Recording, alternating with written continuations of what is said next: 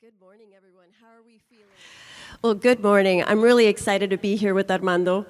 Obviously, we have a really intense conversation around some of the subjects that you might have heard of. Have you heard of AI? Have you heard of blockchain? And I'm sure you've heard of digital currencies. Good. So what we're going to do today, we're going to try to milk Armando for all his nuggets of wisdom. So pay attention and please be ready to ask some questions. Are you ready, Armando? I hope so. All right, so why don't we just jump in? Tell me, you've been in this industry for a while, just a little bit, right? What are you seeing the opportunities with AI? All right, first I want to say is how many people out here have heard about AI in the last 3 years? All right, what about in the last 10 years? You heard of it? All right, so first I want to start, I always tell people this, is that AI is not anything new. The discipline was created in 1956. And I went to school in 2000 to 2005, and I studied AI when I was in undergrad and grad school. So it's not a new concept. What made it so, what made it so popular now is the introduction of ChatGPT. So when that came out, that changed the game. And for somebody like me that's been in AI technology for a while, ChatGPT kind of like shocked me. It's like, it actually, I think it came close, it did pass what's called the Turing test. That's a test to see if a AI model can mimic a human being 100%, nobody can know the difference. So it passed, I think it did pass the Turing test. So that was a shock to all of us. Before we continue, I'm gonna try to make it through this presentation without saying the word ChatGPT again. Because that's what I feel like a lot of people do on AI, but he's talking about ChatGPT, generative text. But I want to talk about the broader breadth of AI for the rest. So that's my challenge for the rest of this, is to not say the word ChatGPT. But one of the biggest opportunities of AI that's out there is to solve a lot of these huge problems in society that regular humans are unable to solve. And one is hunger, another one is analyzing large sets of data for financial situations, even like the homeless situation. A lot of these problems can be solved pretty easily with artificial intelligence. And I think that's one of the biggest things on the horizon that AI can help society with if we use it correctly and we have the proper framework going forward. Really interesting, right? Because what we're saying is we have so much data, right? AI has a ton of data. So why can't we just harness that in such a way so that we can truly tackle issues that are prevalent in all our communities, right? We're talking about hunger. We're talking about being able to solve issues that, even healthcare issues, right? We're thinking about diseases. And so thinking a little bit outside of that condition, what are some of the opportunities or perhaps integrations that you see with other emerging technologies such as blockchain? Blockchain is a relatively new technology, right? And that most people know of blockchain through Bitcoin, cryptocurrency, but blockchain is a technology, it's a database, right? Now, that's all blockchain is. It's just a different type of database, but it's still a database. It's not like a traditional database that we use in a three-tiered application, structure, but it's still a database, right? Databases don't have intelligence. They just store data. So the biggest problem of blockchain right now is the lack of intelligence. The biggest problem of AI is the lack of data. So those two are almost a natural convergence of two technologies that will, I believe, eventually come together. And we see it in a lot of you guys follow cryptocurrency. So there's a cryptocurrency emerging called ASI. And what it is it's binding all those AI tokens that are out there so there's some cryptos out there that do deal with AI. They tokenize AI, or either they create like systems that you can use or whatever, and you use the tokens to access the system. But there's an emergence of this new conglomerate called ASI, and it's bringing all those AI tokens together. That's an early sign of what's coming with blockchain and artificial intelligence, right? Is that, like we said before, AI doesn't have the resources or finances unless we give it to it. Blockchain has those the financial resources, right? And blockchain lacks intelligence. So once these two come together, I think it's going to be a world that it's going to solve a lot of the big problems that we have right now. Let's talk about that a little bit further, right? Because now we're talking about merging technologies that we see being created or at least developed in semi-silos. And now when you think about digitizing, what do you think is going to be the impact in the banking system? right? We've had a lot of conversations. We see people moving in certain directions.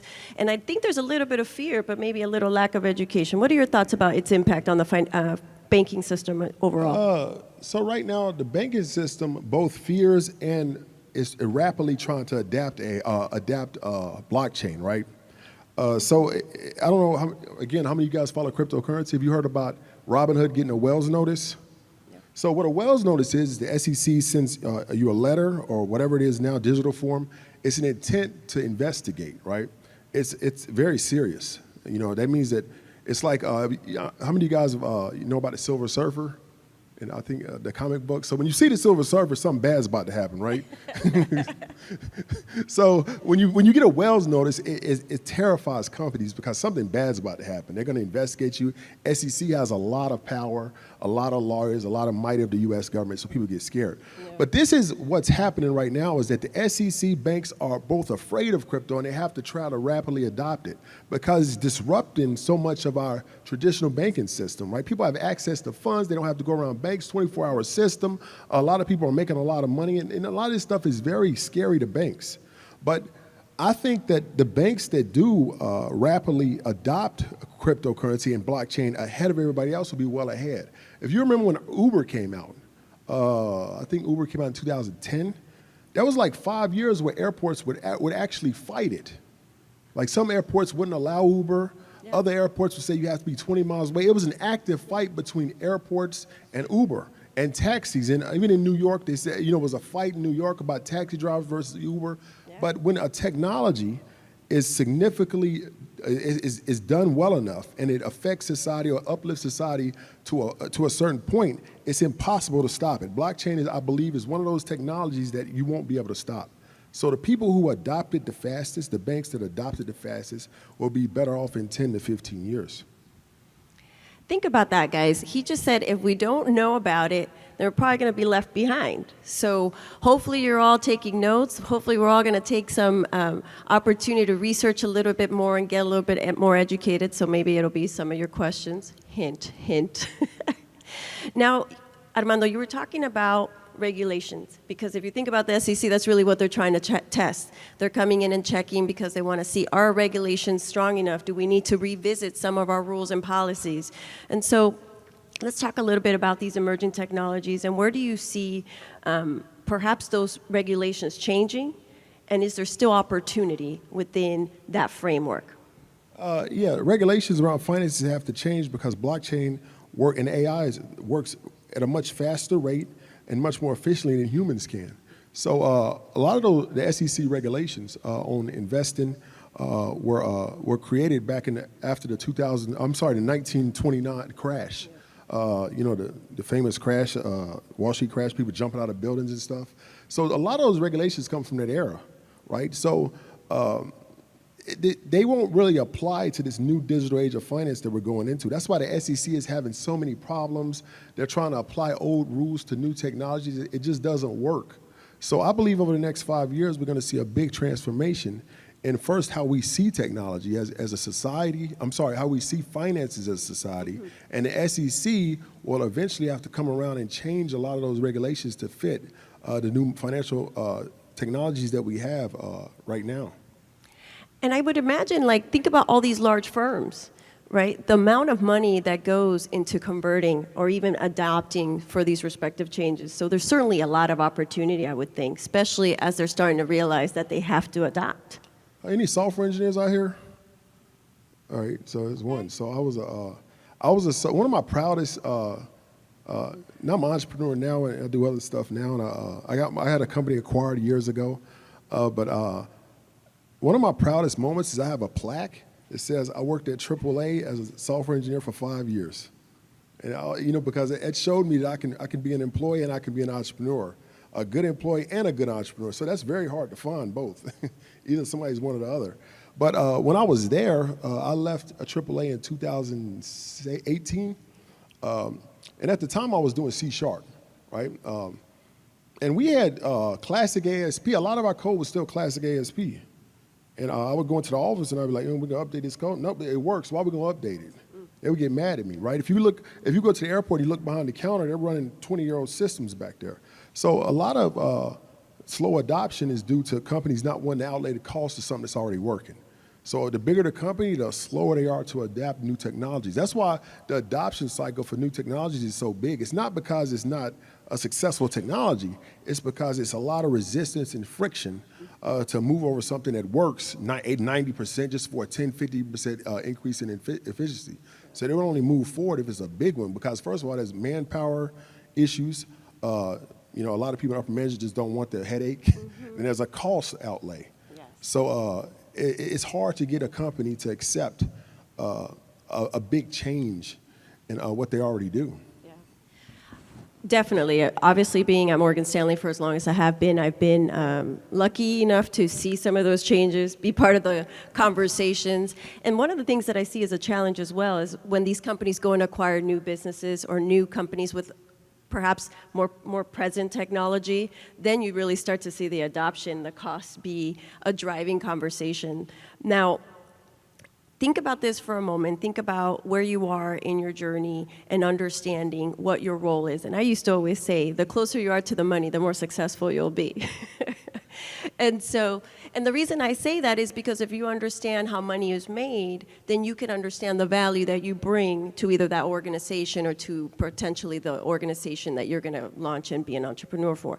So thinking about the individual, where do you see opportunities for investors to get into this space, especially because we should be doing this right now, right? Yeah, because remember, blockchain and AI well, AI as we know it is a very new, it's an emerging technology, right? And there's a lot of risk with emerging technologies. But that's why the profits are so high, because there's risk. If you manage the risk correctly, you'll make a lot of profit. But there's always risk with emerging technology. So what a lot of people try to do is they'll wait until it becomes less risky. But if it's less risky, there's less profit. So the longer you wait, the more likely you are to make less likely you are to make big profits. So you have to kind of manage that. So you have to figure out when you want to get in, and also manage the risk along the way. But I think right now is the perfect time to get into, like NVIDIA. That stock went up 10 times in the last 2 years. No, 11 times. Yeah, 11 times in the last 2 years. That's 11 times your money. Every dollar you put in turned to 11. And there was like a whole bunch of AI stocks that went up, a lot because of this AI movement that's like transforming society right now with the emergence of ChatGPT. But there's still a lot of room to grow, right? Because there's a lot of companies that still don't use AI. There's a lot of companies out there like Twilio, SoundHound, that are adapting that generative text into, voice that sounds 100% like human-like somebody's actually on the other side. Yeah. They're applying that to drive-thrus right now all over the world, to where the drive-thru is going to be run by AI. So you don't have to talk to, and it sounds 100% human. Call centers are going to be replaced. So there's a lot of opportunities there through stocks and also crypto projects, blockchain projects, where the risk is worth the reward, I should say. And of course, I think half the battle of understanding the risk is being educated. Don't be scared. Do the research, ask people, right? Because I think half the time we don't enter markets is because either we don't know enough or we're fearful, and fear comes from lack of knowledge and understanding. So I appreciate that perspective and also the guidance of this is the time. So at least educate yourself so that you can have those conversations. Now, thinking about AI, we were just talking about how it's still emerging in a sense, and we're thinking about adoption across industries. So you're thinking digital currencies, and you're thinking about potential security. I think you might have heard yesterday some conversation about bias in certain programs. Let's talk a little bit about how important it is to have great representation in the individuals who are part of this emerging technology. What are your thoughts on that? I want to tell a quick story that happened around between 2005 and 2010. Kodak created the camera, right?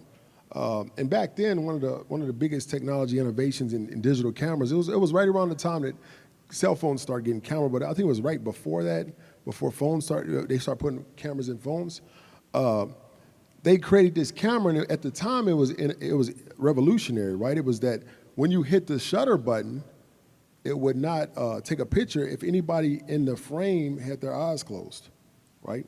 So this camera went through research and development, went through went through testing, production, and went out to the society. Went out to the consumers. And then as soon as it got out, when the cameras got to Asia, the cameras didn't work. And because people in Asia have a different eye shape than Westerners, people over here, not people over here, but I'm sorry, people from Western society, other ethnic groups. So, and then they had to pull the cameras back and restart over. Now the problem with that is that there was no one from that ethnicity group in research and development. There was nobody from that ethnicity group in testing. There was no one in production. That's the reason why it's one of the biggest mistakes that Kodak ever made. And a lot of people say that was one of the reasons why Kodak just went under over the next few years.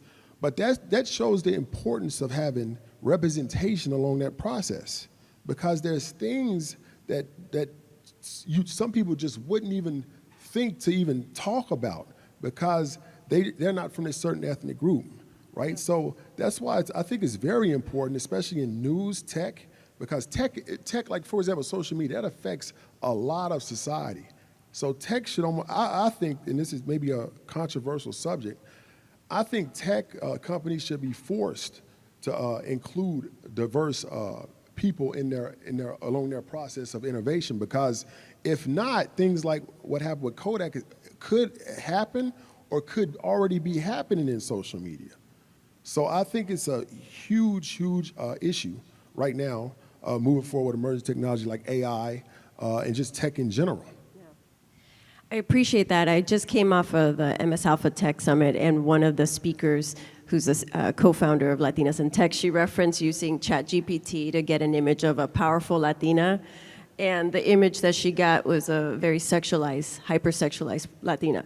And so to your point, if we don't have the right information and we're not the ones contributing, giving that lens of the considerations and the thoughts that we have, then we're letting others kind of create the discourse for us, and that's kind of allowing us to be a backseat person, right? I want to say one more thing is that just imagine the AI models that are being trained on crime prevention now, based on records over the last 40 years. They're gonna target people who've been unfairly, targeted over the last years. So, like I said, it's a huge problem because AI has to be trained on data, and the data's bad.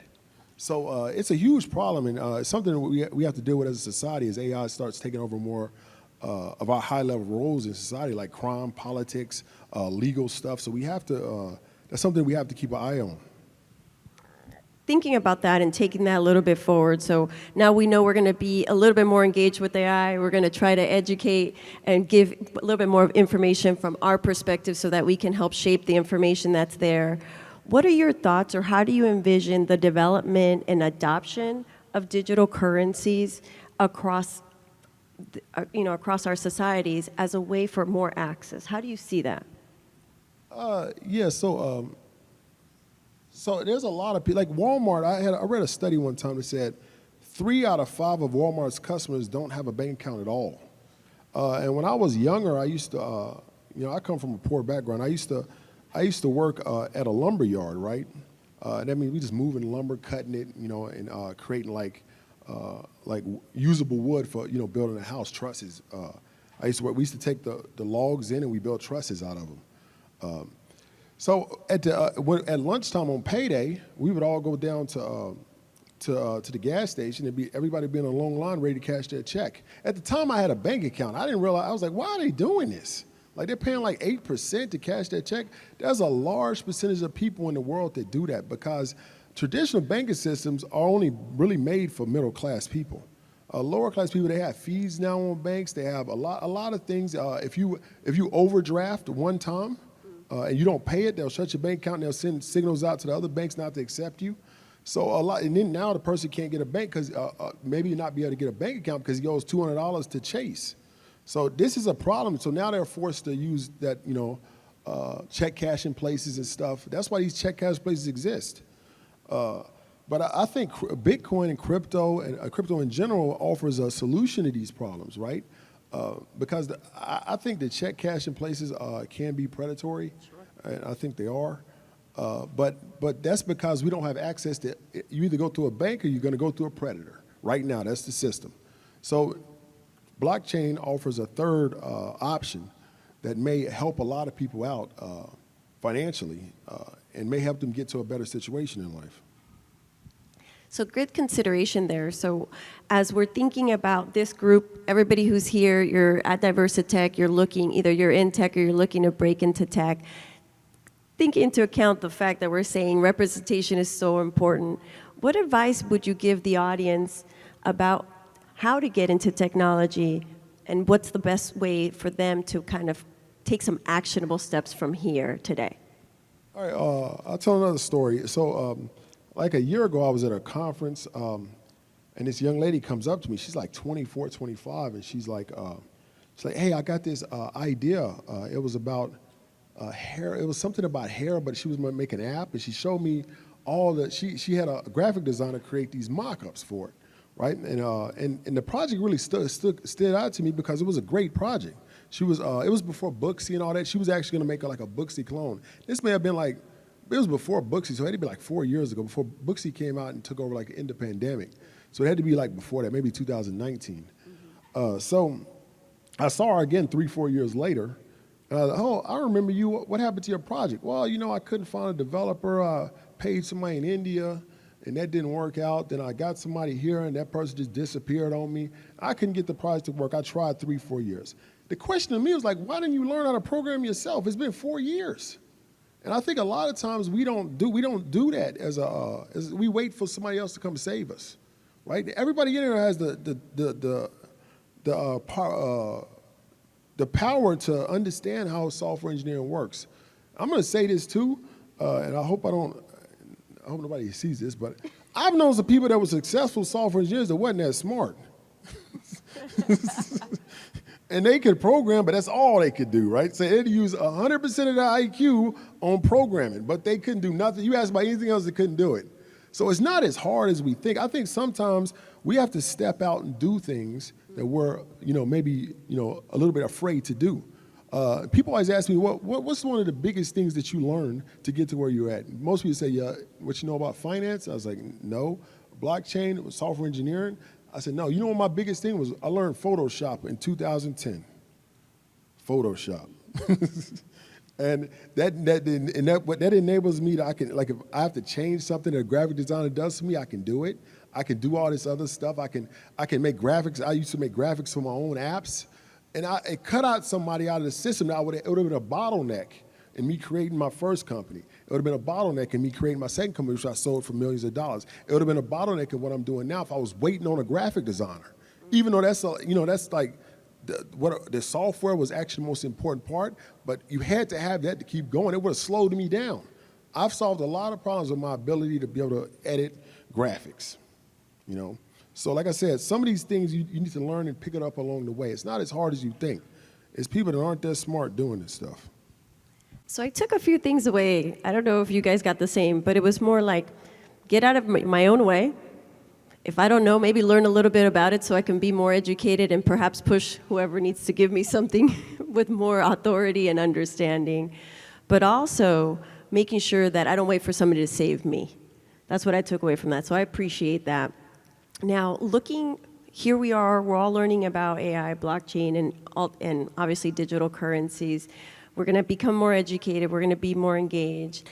What is your final thought as this is going to be my last question, then we'll open up to the audience for some Q&A, but what is your last thought about where we're going as a group, as a society, and the adoption of these emerging technologies? Well, I think AI is going to change a lot in blockchain too, but I think AI is going to change a lot going forward. There's an emergence of quantum computing that's coming out, and I think when that comes to fruition in 3 or 4 or 5, maybe 10 years, it's gonna exponentially grow the power of AI. It's gonna change everything, right? So I think that's the biggest thing on the horizon, and it's very important. I think more important than ever in history to stay on top of emerging technologies and learn along the way. Even back in that situation where I said that young lady could have learned how to program, even if her program would have failed, she still would have had that skill going forward. I learned Photoshop because I was going to design club flyers in college. And I thought I was going to make $20. That's why I learned it. And I went and did all these tutorials. That ended up making, that one skill probably made me millions of dollars, more than those club fires. The club fire business failed. but I went on and used that for something else. So even if you fail at something you're trying to do and you learn skills along the way, those skills are going to be used somewhere else to make you eventually successful. There's no failure if you learn along the way. Perfect. So really quick, I'm going to recap. Thank you guys for being an attentive audience. What I took away was we're going to be engaged, we're going to learn, we're not going to be fearful, we're going to ensure that we're educated so that we can play and be a part of be part of a system and emerging technology so that we can continue advancing. I apologize, I thought we had time for questions, but thank you all. Oh, do we? Okay. We made time for one question, so thank you again, guys, and we'll open it up. Thank you, Fina and Armando. Let's give them a round of applause. So, would love to know from you, like the top 2 to 3 companies that you think we're going to be able to use as tools, as individual investors, to leverage to help us all invest and make more money. Well, I'll start with the companies that are probably going to do well. Like I say, not financial advice, but I think NVIDIA has a lot of growth upwards. They introduced some new chips. The Blackwell chip, which is way faster than any previous chip. And there's a lot of companies building AI data centers. AI data centers are making just as much money as crypto mining 10 years ago. A lot of crypto miners are actually switching over to AI data centers. And I'm actually looking into one to acquire now. I got a meeting tomorrow about it in Tampa. They're making a lot of money, and the return on investment is higher than anything you can make right now because it's early. But NVIDIA is the one that's providing those chips to these data centers. So they're going to do extremely well. AMD is another one. It's a secondary, right? So eventually, NVIDIA is going to run into a supply crunch because people are going to be requesting too many chips. AMD is second. You got, I'm going to name 4. There's another one called SoundHound. They're the ones that are changing the generative text into voice. And they're integrating a lot of their technology into those fast food drive-ins and stuff like customer service. And the third is probably Twilio, because Twilio is a telecommunication tech company. And they're going to be used to bridge the AI to the phone calls and text messaging and stuff like that going forward. So those are the 4.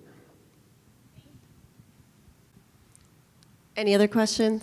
So my question for you is, how can HBCUs and other universities partner with corporate entities in order to bring this education into our classrooms in a way that is equitable both for the companies as well as our students? I actually spoke about this at Tuskegee a year ago, the same subject. But I think what HBCUs are a little bit behind, I believe, in understanding technology. And I think that a lot of their curriculum is outdated. But I think that just happens with outreach, right? There's a lot of successful people of color in the corporate world that if you reached out to them, they would come and speak. And I think there just has to be more of that interaction between students and people that are successful already in the real world. There's a lot of people like myself. I actually, that's one of my passions, is to help people of color understand how easy technology is, what actually happens in the real world versus what they learn in the classroom. There's a gap there. There always is, though, because professors are normally out of it, they're out of it for a while. I actually sit on the board of Kaiser University in Florida about this same subject too, is to help them bridge the gap between the students. So every year we go and talk about what the new things are happening, and we try to make sure their curriculum matches that. And we tell them this is outdated, that's not going to work anymore. And they change their curriculums every year based on that. So I think Howard would have to do something like that, create a board of people, and it could be even on Zoom or it could be in person, and just have like a summit every year where everybody comes. That's what Kaiser does, and they just talk about it for 4 or 5 hours. They change their curriculum every year based on what came out of that summit. And the summit only was like 15, 20 people, right? And we had lunch, and then we would talk in a conference room for a while, and they would have action points. And that's how we did it every year. So I think Howard University would benefit from something like that. I'd like to chime in here too, and double down on what Armando said. But if you look at corporate organizations like Morgan Stanley, we do have a very strong partnership with HBCUs, is taking the initial pipeline of internship, right, and being able to then leverage that out. And I think in those companies that really are invested in programs, if you think about financial companies, they are technology companies, right? We're talking about that conversion. You're able to then turn that relationship into a relationship that brings real life experience and bridges that gap for actual corporate exposure. So, and I'm happy to talk to you afterwards. Yeah, if you need anything from me, you can also ask me. I would love to help you. See? Amazing. Thank you for asking the question. All right, thanks everybody. Hopefully you enjoyed our conversation today.